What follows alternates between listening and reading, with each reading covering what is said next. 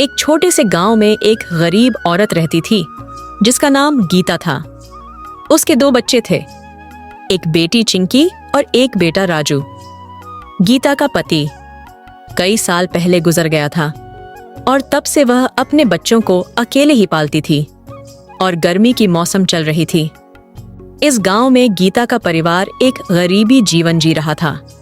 मैं कल अशोक चाचा के घर एक एसी का मशीन देखा था, उसमें से ठंडी ठंडी हवा देती है। गांव के सारे लोग उनके एसी के पास बैठे थे। आप भी चलिए ना। अशोक चाचा के घर बहुत ही ठंडी लग रही थी और हमारे घर में बहुत ज़्यादा गर्मी लग रही है। उनके घर जाकर हमें कुछ राहत मिलेगी। हाँ माँ, चलिए।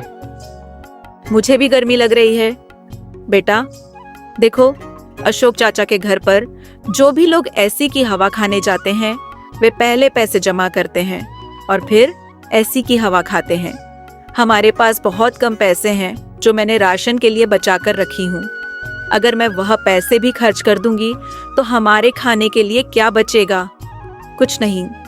दरअसल गांव के एक व्यक्ति अशोक के पास एक एसी थी। गांव के लोग गर्मी से बचने के लिए अशोक के घर जाते थे, लेकिन एसी की हवा का आनंद लेने से पहले उन्हें अशोक को 100 रुपए देने पड़ते थे। इसके बाद ही वे एसी के पास बैठकर ठंडी हवा का आनंद लेते थे। अब चलो अपने अपने घर जाओ। तुम सबने 100 रुपए का हवा ले लिया है, अब जाओ अपने अपने घर। अशोक की बात मानकर गांव के लोग उसके घर से चले जाते हैं और इधर गीता के दोनों बच्चे गर्मी से परेशान थे। तभी उसका बेटा बोलता है, माँ मुझे गर्मी लग रही है माँ, आप चलो ना अशोक चाचा के घर, उनके एसी से ठंडी ठंडी हवा खाने के लिए। अगर जब अशोक चाचा पैसे मांगेंगे तो हम सब कह देंगे कि हम पैसा बाद में दे देंगे आपका। हाँ माँ, चलिए ना, मुझे भी लग रही है। गीता अपने दोनों बच्चों की बात मानकर अशोक के घर जाती है और कहती है, अशोक जी, हम सबको अपने एसी से हवा खाने की अनुमति दीजिए।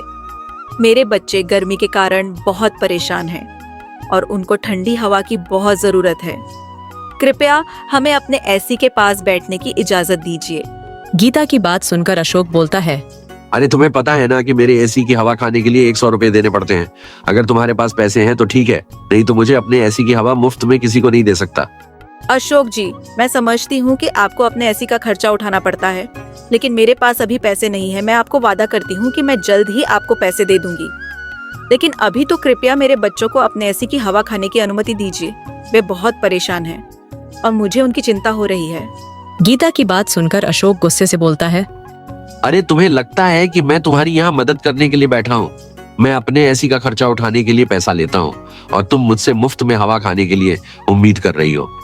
चली जाओ, मेरे घर से बिना पैसे का मैं एसी का हवा नहीं खिला सकता। और तो तुम बोल रही हो कि मैं पैसे भी चुका दूंगी। भला कैसे मेरा पैसा तुम लौटा ही नहीं कि तुम्हारा फसल तो बारिश न आने के कारण पूरी तरह से नष्ट हो गया है।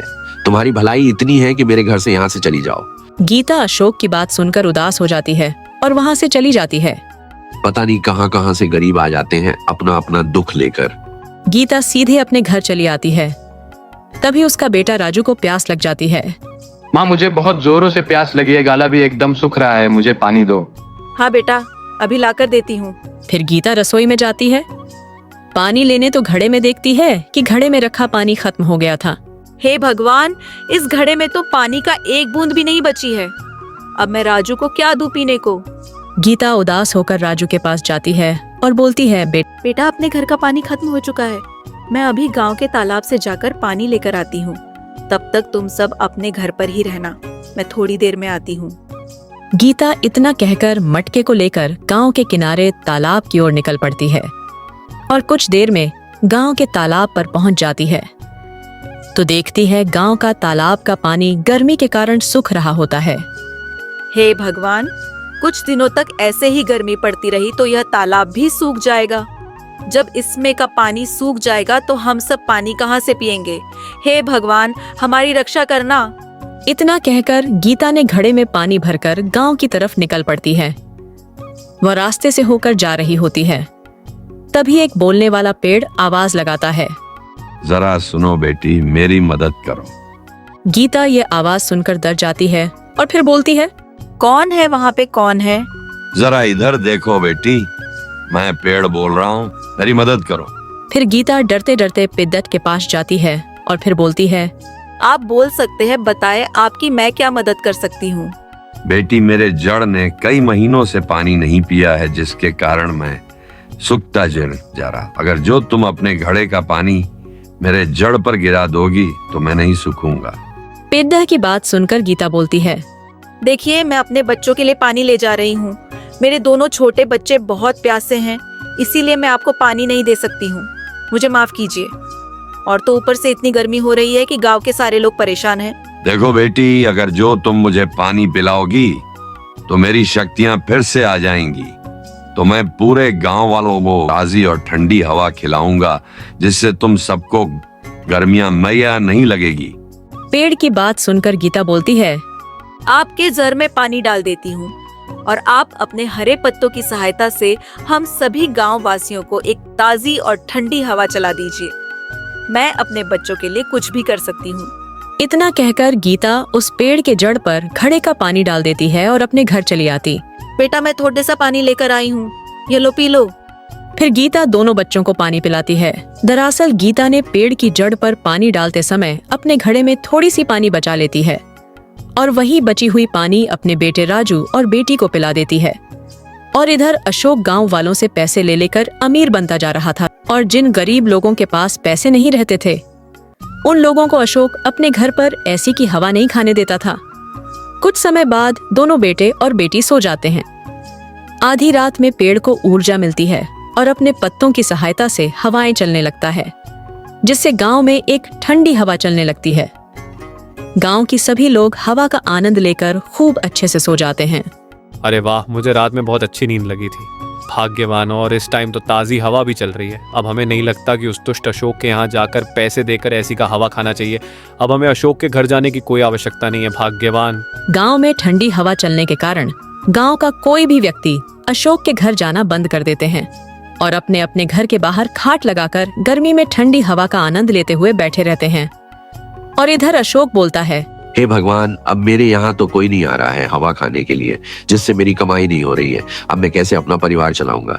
मेरी रोजी रोटी का क्या होगा भगवान? और इधर गीता उस बोलने वाले पेड़ को धन्यवाद बोलने के लिए उसके पास जाती है और कहती है, आपका बहुत बहुत शुक्रिया, जो आपने पूरे गांव वासियों को एक ठंडी हवा दी। इतनी गर्मी में, जो इस गर्मी से हम पूरे गांव के लोग परेशान थे, उससे परेशानी को अपने दूर कर दिया।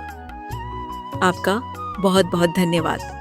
बेटी धन्यवाद। तो मुझे तुमको कहना चाहिए कि तूने मुझे पानी दिया, जिससे मैं फिर से सूखे से हरा हो गया, तो मेरे ताजे पत्ते आने लगे, मैं उसे हवा देने लगा। शुक्रिया बेटी, मैं तुमको कुछ देना चाहता हूँ। फिर पेड़ अपनी डालियों से सोने के सिक्के गिराने लगता है और कहता है, ये लो बेटी, इस सोने को, सिक्के को ले जाओ और अपनी खुशी की खुशी बिताओ। सिक्कों को लेकर अपने घर आती है। गीता उन सिक्कों को लेकर अपने घर आती है और उन सोने के सिक्के की सहायता से बहुत ज्यादा अमीर बन जाती है। और गांव के जो लोग गरीब थे, उनको गीता फ्री में ऐसी बांटने लगती है, जिससे गांव के लोग गर्मी में ताजी हवा खाते हैं। तभी अशोक आकर गीता से कहता है, मुझसे बहुत बड़ी गलती हो गई। मेरे अंदर पैसों का लालच आ गया था, जिससे मैं घमंड में आ गया था। लेकिन अब मेरा घमंड पूरी तरह से टूट गया है और मुझे अपनी गलतियों का एहसास हो गया है। मेरा परिवार भूखे के पेट सो रहा है। गीता, मैं उनकी मदद करना चाहता हूँ, मेरी मदद करो। मुझे भी कुछ पैसे उधार दे दो। मैं उन पैसों से ईमानदारी से काम करूंगा और अपने परिवार का पेट भरूं। मैं वादा करता हूँ कि मैं फिर से घमंड में कभी नहीं आऊंगा। अशोक का घमंड टूट जाता है और अशोक को एहसास हो जाता है कि बेईमानी के पैसे से घर नहीं चलता है। गीता उसे माफ कर देती है और कुछ पैसे दे देती है। अशोक उन पैसों की सहायता से रेडी पर सब्जियां लगाकर बेचने लगता है। वह मेहनत करता है और ईमानदारी से काम करता है, जिससे वह अपना परिवार का जीवन गुजारने लगता है। गीता अपने घर में एसी और एक कूलर पंखा लगवा देती है, जिससे उसके बच्चे खुशी खुशी रहने लगते हैं। वे अब आराम से सो पाते हैं और उनकी सेहत भी अच्छी रहती है। गीता और अशोक दोनों ही अपने परिवार के साथ खुशी खुशी रहने लगते हैं।